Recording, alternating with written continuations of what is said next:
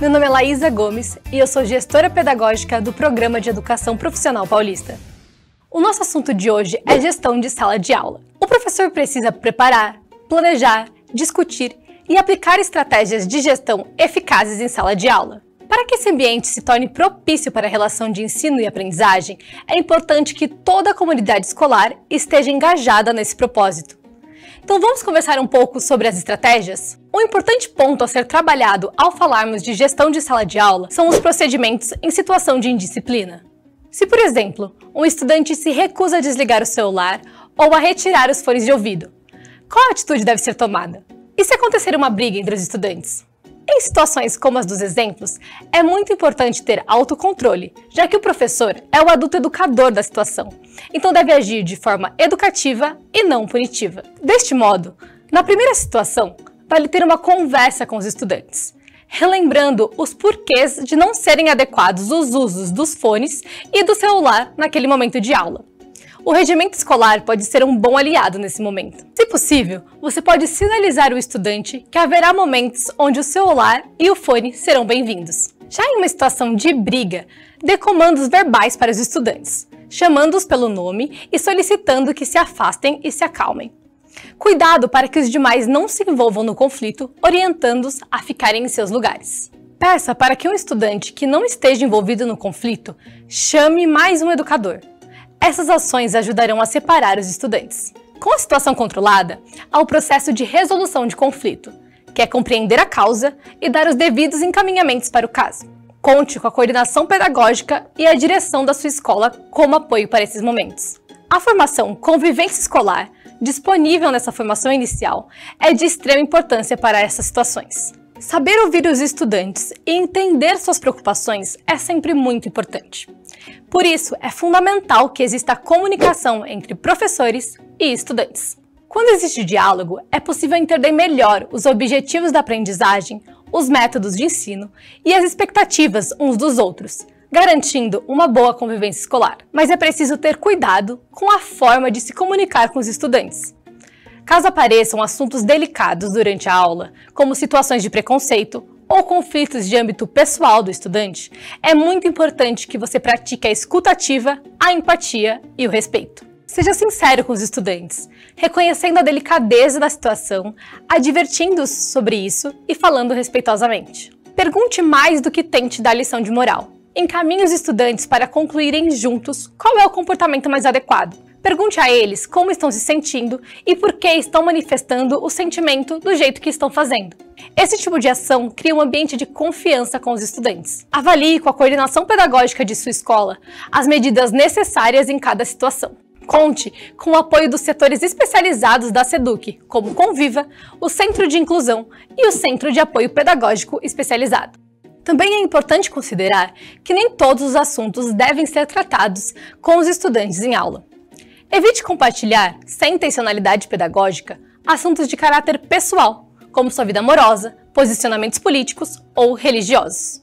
É sempre bom ter um olhar muito atento para o perfil dos estudantes e turmas. Cada turma é diferente e as abordagens de ensino e convivência precisam ser adaptadas de acordo com esses perfis. Procure entender quais são os comportamentos típicos dessa faixa etária e quais são os pontos fortes e fracos de suas turmas. Conte com o apoio da coordenação pedagógica e de professores mais experientes para compreender os perfis. Outro ponto importante para sempre levar em consideração são as metodologias ativas. Com elas, podemos ter estudantes com mais envolvimento no processo de aprendizagem e com mais oportunidades de colocar em prática o que aprenderam. Procure sempre garantir que suas aulas estão dinâmicas, que os estudantes estão sendo protagonistas do processo e não apenas receptores de informação. Uma dica é sempre ficar atento ao seu tempo de fala.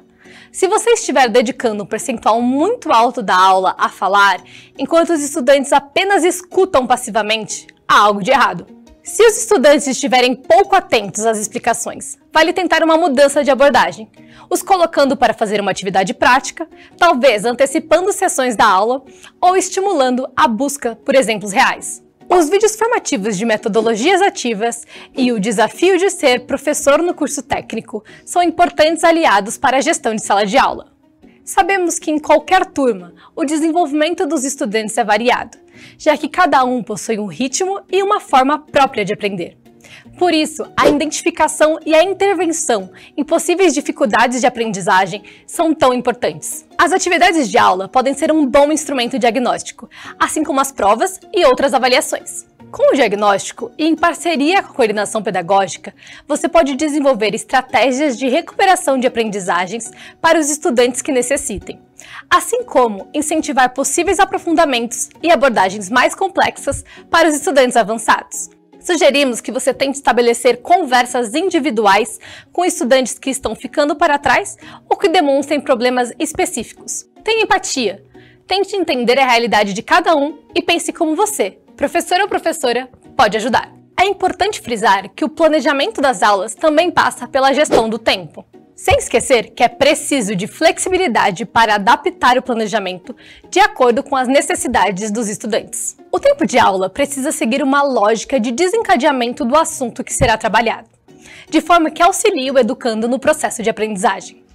Nesse encadeamento do assunto, também fazem parte os momentos de início e fim. De forma geral, o tempo de aula pode ser organizado em 1. Recepção dos estudantes, que pode contar com recados gerais, organização do espaço, controle de presença e direcionamentos sobre os recursos didáticos que serão utilizados. 2. Correção de atividades pendentes, se houver. É muito importante que esse momento aconteça no início da aula, para que os estudantes consolidem sua aprendizagem antes de partir para um outro conteúdo ou aprofundamento. 3. Desenvolvimento do conteúdo proposto para a aula, que no geral contém introdução, aprofundamento e atividades práticas. 4.